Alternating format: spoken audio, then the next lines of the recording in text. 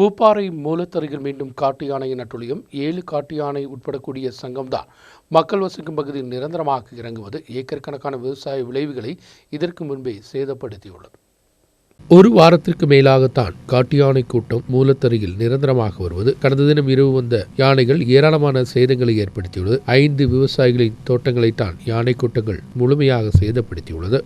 ഇറങ്ങിയിട്ടെന്ന് പറഞ്ഞാൽ കഴിഞ്ഞ രാത്രിയിൽ ഒരു 7 ആന സംഘമായിട്ട് വന്ന് ഏലങ്ങൾ 2ാം വർഷ ഏലം 1ാം വർഷ ഏലം ഇത് മുഴുവൻ എല്ലാം അങ്ങ് നശിപ്പിച്ച് എല്ലാം ചവിട്ടി പറിച്ച് ഇവിടെ എല്ലാം നാശമാക്കി. വളരെ വ്യാപകമായ രീതിയിൽ ഞങ്ങൾക്ക് വളരെയധികം നാശം സംഭവിച്ചിട്ടുണ്ട്. ഒത്തിരി നഷ്ടങ്ങളും സംഭവിച്ചിട്ടുണ്ട്. ഈ ആന ഇങ്ങനെ വ്യാപകമായിട്ട് വന്നു. അതുപോലെ തന്നെ അത് കൂട്ടാന മാറിക്കഴിഞ്ഞപ്പോൾ തന്നെ പുറകെ ഒറ്റക്കൊമ്പൻ വന്നു.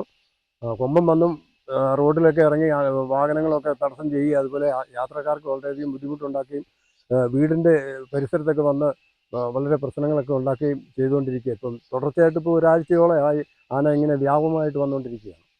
റോഡ് സൈഡിൽ വന്നു കഴിയുമ്പോൾ ആന പോയതിൻ്റെ കാൽപ്പാടുകളും അതുപോലെ ചെടികൾ എന്തെങ്കിലും ഒടിച്ചിട്ടുണ്ടെങ്കിൽ അതെല്ലാം കണ്ടാണ് മനസ്സിലാക്കുന്നത്.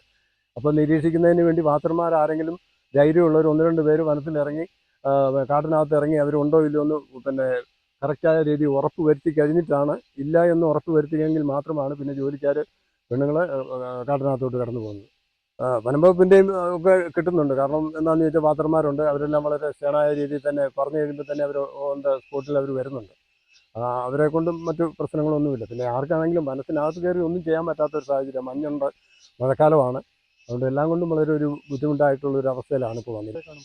ഒരു പറയുവാണെങ്കിൽ വ്യാപകമായിട്ട് ഇവിടെ അടുത്ത ഈ പ്രദേശത്തുള്ള എല്ലാ തോട്ടങ്ങളിലും തന്നെ ഇറങ്ങി ഏലം വളരെയധികം നശിപ്പിച്ചിട്ടുണ്ട്.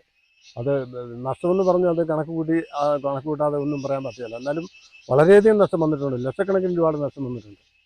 சக்கைக்கொம்பனும் இந்த பகுதியில் நிரந்தரமாக வந்து செல்கின்றது. கடந்த தினம் தேசிய நெடுஞ்சாலையில் சக்கைக்கொம்பன் இறங்கியது.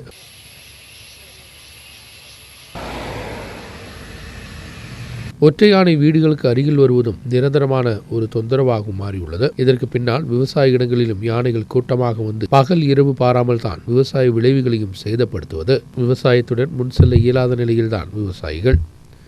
நியூஸ் பீரோ ராஜகுமாரி.